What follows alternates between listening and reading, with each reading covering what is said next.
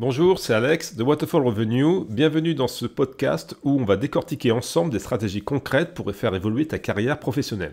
Aujourd'hui, on va parler d'un sujet souvent sous-estimé mais essentiel, comment créer des alliances stratégiques au sein de son entreprise.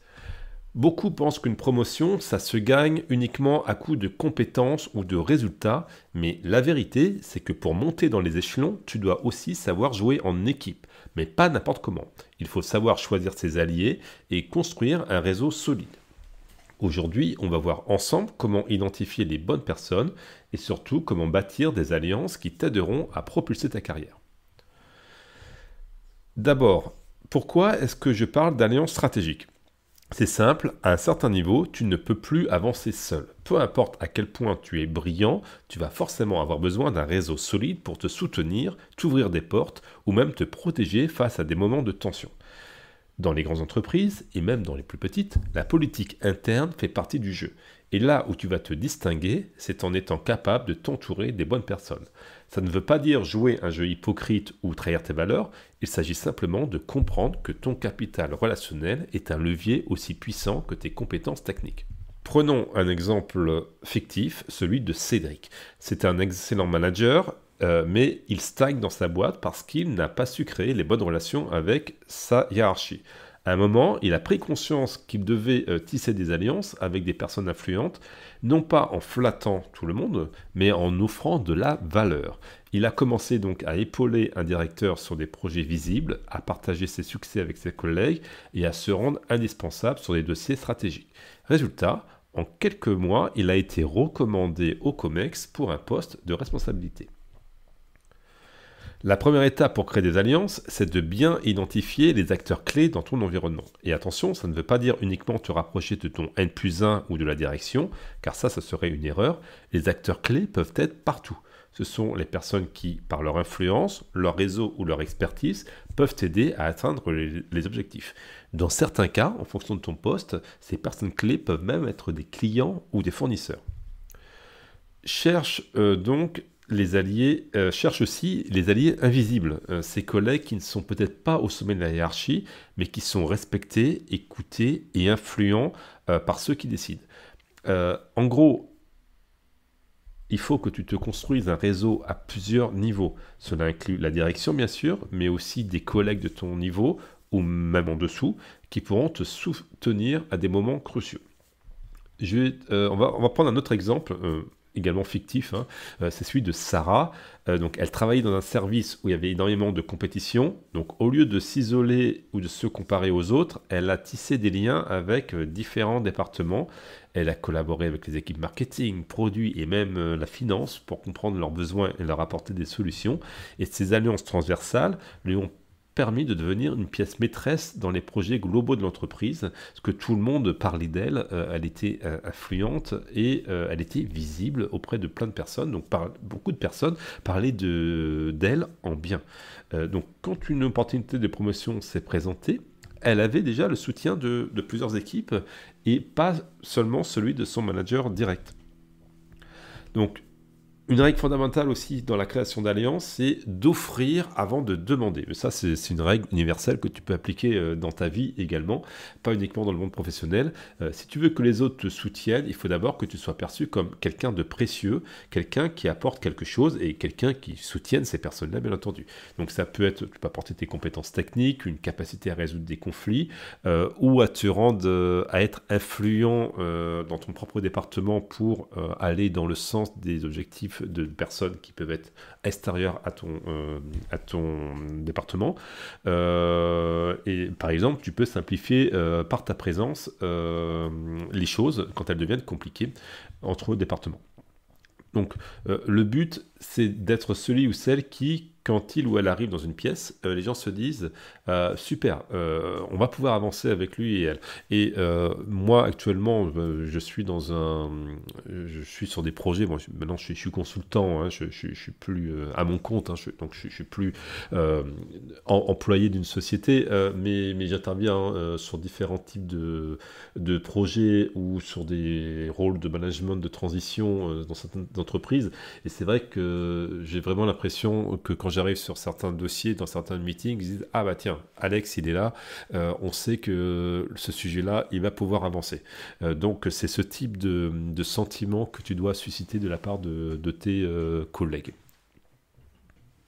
Donc si tu arrives à offrir de la valeur régulièrement à tes alliés potentiels, au moment où tu auras besoin d'eux, ils seront beaucoup plus enclins à te soutenir. Prendre un autre exemple fictif, là encore, alors désolé avec mes exemples fictifs, mais c'est pas forcément toujours évident de trouver des expériences qui demandent, enfin des expériences très claires à parler et simples, issues de mon expérience professionnelle, mais bon, ces exemples sont plutôt fictifs, sont plutôt la combinaison de stéréotypes de comportements que j'ai pu voir au cours de ma carrière. Donc on va prendre donc le cas fictif de Laurent. Lui, il a gravi les échelons dans son entreprise en étant plutôt un facilitateur. Il avait vraiment une capacité de comprendre des besoins des autres services et à créer des synergies. Il ne demandait rien directement, mais il s'impliquait toujours pour aider à résoudre des problèmes complexes. Et donc, quand il y a eu une opportunité de promotion qui s'est présentée, là, il n'a même pas eu besoin de la réclamer. Plusieurs personnes influentes l'ont spontanément recommandé parce qu'il était incontournable pour eux et que les gens appréciaient de travailler avec lui.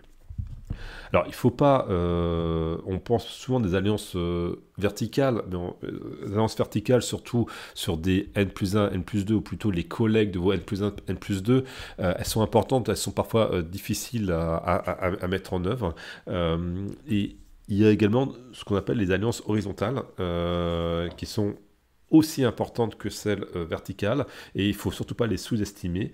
Je vois beaucoup de personnes qui travaillent uniquement la carte verticale en termes d'alliance, mais qui sont... Quand ils jouent la carte verticale, ils sont en opposition avec des alliés potentiels horizontaux, c'est-à-dire ils jouent la carte verticale en étant négatifs par rapport à d'autres départements ou d'autres collègues, etc. Ça, c'est pas bon. Il faut jouer à la fois la carte verticale et la carte horizontale sans mettre le vertical en position horizontale, sans être donc négatif dans son approche.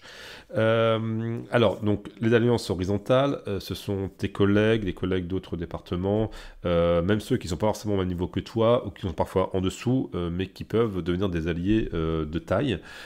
Pourquoi je dis ça? Parce que demain, ces personnes peuvent monter dans l'entreprise, ou devenir des décideurs dans d'autres boîtes, ou tout simplement parce que eux, ils ont une influence qui est informelle sur la manière dont les choses se passent, et surtout, donc, en construisant des alliances à ton niveau, tu crées un soutien mutuel, une sorte de réseau de solidarité qui peut aussi te protéger, t'ouvrir tes portes, et parfois aussi te donner certaines informations qui peuvent être utiles pour te positionner stratégiquement dans tes objectifs de progression de carrière. Alors, ça me rappelle quelqu'un à qui j'ai travaillé il y a quelques années, qui s'appelait Myriam. Elle était toujours en train de connecter les gens entre eux, en fait. Donc, les gens entre eux, parce que dans une grande entreprise où les gens ne se connaissaient pas forcément bien, elle s'intéressait à leurs projets, etc. Elle proposait son aide, mais surtout, elle reconnectait beaucoup les gens entre eux au sein de la même boîte. Elle devenait un véritable centre névralgique, dans sa manière de faire du réseau en créant des liens. Et en fait, tout le monde appréciait, et ça lui a quelque part permis de se créer un filet de sécurité autour d'elle. Et c'est vrai qu'une fois, elle était sur un projet qui était... elle a un petit peu galéré. Enfin, elle n'a peut-être pas fait un petit peu... Pas n'importe quoi, mais en tout cas, elle avait un petit peu galéré sur son projet. Et grâce à ce filet de sécurité, personne n'osait en réunion vraiment ouvertement la critiquer ou critiquer ce qu'elle avait fait. Donc du coup, quelque part, grâce à ça, elle avait un filet de sécurité qui l'a aidé dans un moment difficile de sa carrière. Et puis surtout, ça lui a permis, l'année d'après, malgré je dirais pas un échec, mais quelque chose qui s'est pas très bien passé, de progresser également dans sa carrière professionnelle. Parce qu'elle a eu un autre poste dans une autre division qui a été une promotion. Puisque je le rappelle, les promotions ne se font pas forcément en verticale, elles peuvent se faire sur plein de dimensions différentes dans son organisation, d'autant plus si tu travailles pour une grande entreprise. Enfin, pour que tes alliances fonctionnent sur le long terme, tu dois jouer la carte de la transparence, mais de manière stratégique toujours. Faut pas être manipulateur, hein. Ça se retourne toujours contre toi. Mais sois conscient que certaines informations peuvent te permettre de créer des connexions plus solides. Donc partage tes succès, mais faut que tu saches aussi valoriser le travail des autres. Plus tu montres que tu respectes tes alliés et que tu es prêt à reconnaître leurs valeurs, plus ils te soutiendront. Alors, il ne faut pas non plus être naïf, tout ne doit pas être dit à tout le monde, c'est là où la stratégie rentre en jeu. Garde certaines informations pour toi, partage celles qui te permettent de renforcer tes alliances, et sache quand et comment communiquer tes succès et tes échecs, ça c'est le plus important. Donc pour conclure, si tu veux vraiment créer des alliances stratégiques pour booster ta carrière, retiens ces principes, identifie les acteurs clés, offre de la valeur avant de demander quoi que ce soit, ne néglige pas les alliances horizontales et sois toujours stratégique dans ta manière de te connecter aux autres. Une fois que tu as un réseau solide derrière toi, les portes des postes supérieurs s'ouvriront plus facilement. Et aussi, quand tu auras eu l'opportunité d'avoir ce poste supérieur tant convoité, tu vas être également dans une position de réussite puisque tu auras un réseau fidèle à ton service. Si tu veux encore plus d'astuces sur comment créer ces alliances et accélérer ta carrière, je t'invite à découvrir notre formation Carrière Booster qui est incluse dans le pack de formation Waterfall Revenue pour améliorer ta vie professionnelle. Tu retrouveras tous les détails en description ou tu peux aussi aller sur notre site waterfallrevenue.com où tu auras accès à toutes les informations concernant cette formation en ligne que tu peux faire chez toi, sur ton ordinateur, sur plutôt des vidéos avec des exemples, des exercices, en tout cas des choses beaucoup plus concrètes que ce que l'on peut survoler au cours de ces podcasts. Merci d'avoir écouté cet épisode, c'était Alex de Waterfall Revenue et on se retrouve bientôt pour un nouvel épisode. Allez, ciao!